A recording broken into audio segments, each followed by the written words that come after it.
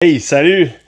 Dans l'épisode d'aujourd'hui, c'est ça, dans le fond, je vais vous expliquer comment que je fais mes programmes CNC, en fait, pour la découpe que j'ai faite comme cette semaine là, pour l'arbre de vie avec les noms en bas. Fait que je vais vous montrer ça, comment que je fais avec mon programme, puis c'est ça. Sinon, aujourd'hui, on est dimanche, j'ai fait un petit tour d'atelier, j'ai continué mes projets, puis c'est ça, dans le fond, mais juste une petite virgule, espace, parenthèse. C'est ça, dans le fond, je pense que oui, je fais des activités à l'atelier, des affaires-là, mais je pense que c'est pas tout le temps nécessairement intéressant. Fait que je vais vous montrer moins ça un peu dans les prochains épisodes. Donc, juste à vous amener qu'est-ce qui m'intéresse moi et qu'est-ce qui peut vous apporter de la valeur à vous autres. Donc, des petits trucs, comment faire telle affaire, tu sais. Plus que de dire, hey, regardez ça, j'ai fait ça aujourd'hui. Ça, tu sais, dans le fond, ça vient plate à la longue. Pour moi et puis pour vous autres aussi. Fait que, ben, c'est ça. Là-dessus, ben, je m'envoie de l'atelier puis on s'en va à la maison. Puis dans le fond, ça, je vais faire un petit montage vidéo de comment que je procède à faire mes découpes au CNC. Fait que c'est ça.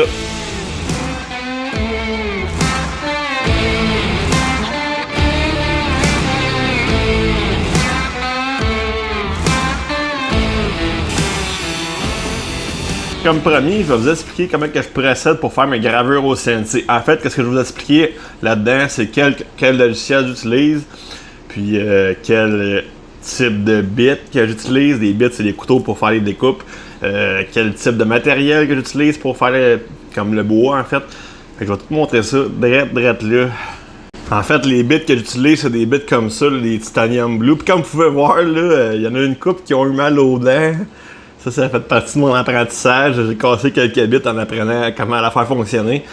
C'est ça, dans le fond, c'est des bits avec un embout d'un 8 environ pour fitter avec moi j'appelle ça un choc, là, mais qu'est-ce qui tient ta bite en réalité dans la machine? Ma CNC, elle a un choc d'un 8. Fait que ça prend des bits avec l'embout d'un 8.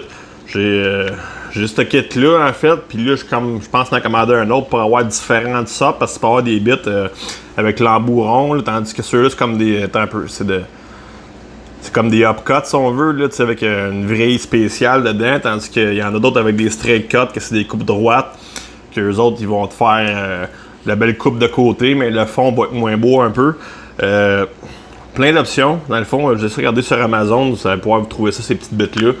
Puis c'est ça. Là, dans le fond, je vais vous montrer le logiciel que j'utilise maintenant. Pour ce qui est du logiciel, pour faire fonctionner la machine, en fait, j'utilise le logiciel Candle, que ça s'appelle, en fait. Ça, c'est le logiciel de lecture là, du programme. En fait, c'est ça, c'est comme monter... quand tu fais ton dessin quand tu fais ton dessin de découpe, dans le fond, tu vas faire un G-code. Puis ça, c'est le logiciel qui permet de lire le G-code. En fait, on voit comme toutes les petites lignes là, comme de passage qui sont là, avec les différentes hauteurs. Ça nous permet vraiment de voir chaque ligne est une passe de couteau. Fait que ça te donne une idée là, comme du nombre de passes qu'il doit faire pour ça rendre jusqu'au fond. Et puis, c'est ça, pour le logiciel Pour monter le G-code, en fait, c'est ça, j'y vais avec le logiciel. Ben, au fond, c'est pas un logiciel, c'est tout en ligne que ça se passe, c'est Easel Pro. En fait, c'est ça, là, avec ce logiciel-là, c'est là que tu rentres toutes les informations de ton programme. En réalité, tu vas avoir l'épaisseur de ton matériau qu'il va falloir que tu rentres comme ça ici. Les bits, dans le fond, que tu vas utiliser pour le programme, quel type de bits que tu vas utiliser. Tes settings de coupe, en fait, c'est la vitesse que que ta machine va aller, la vitesse de descente, le nombre de millimètres que tu enlèves par passe, puis la vitesse de ton spindle. Ça, le spindle, c'est qu'est-ce qu'il veut, puis qui fait tourner le couteau. Là. Donc, c'est ça, dans le fond, un coup que le projet est réalisé, ben là, tu viens comme downloader le G-code comme ça ici.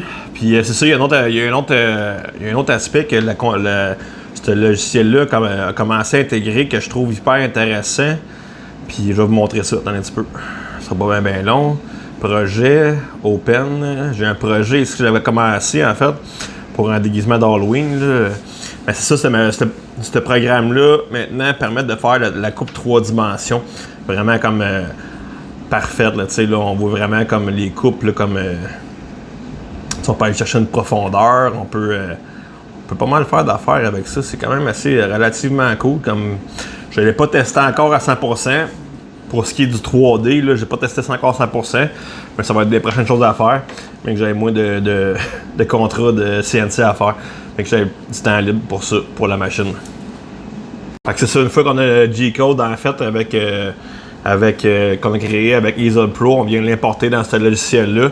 Puis après ça, ben là, on vient setuper nos point 0 pour l'axe XY. Puis après ça, on a le Z avec la hauteur qu'on vient ajuster aussi.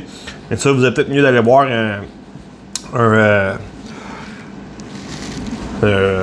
des tutoriels sur YouTube ou sur Google pour apprendre comment ça fonctionne. Ben, je ne vous l'expliquerai pas en détail ici, mais en tout cas, c'est ça. C'est comme ça que ça fonctionne. Puis là, je vais vous montrer la machine puis les matériels que j'utilise. Donc, la machine, c'est une CNC Router Matsuter Fox Alien 4080. Il n'est pas écrit le numéro de modèle, là, mais c'est ça le numéro de modèle. Quand je l'ai acheté, c'est ça, il a fallu que je l'assemble. En fait, elle ne venait pas assemblée. J'ai dû tout assembler ça. C'est un peu comme les Lego quand j'étais jeune. J'ai bien aimé ça, l'assemblage de tout ça. Puis c'est ça, dans le fond, là, les matériaux que j'utilise moi pour la gravure. On peut aller avec du bois, dans le fond, du bois dur, du bois mou. Elle fait à peu près n'importe quoi, cette machine-là. En réalité, elle serait même capable de faire de l'aluminium, ces choses-là, comme vraiment des matériaux durs. La seule différence, c'est plus que c'est dur, plus que c'est long à machiner. Fait que, tu sais, c'est ça, c'est vraiment une belle machine, je l'adore. Puis, je voulais vous la montrer. Comment que je fais aussi, puis en même temps, comment que je l'utilise. Puis, j'avais le goût de montrer ça, fait que c'est fait. Fait que là-dessus, on va compléter l'épisode d'aujourd'hui. C'est le petit tutoriel de comment j'utilise ma machine CNC.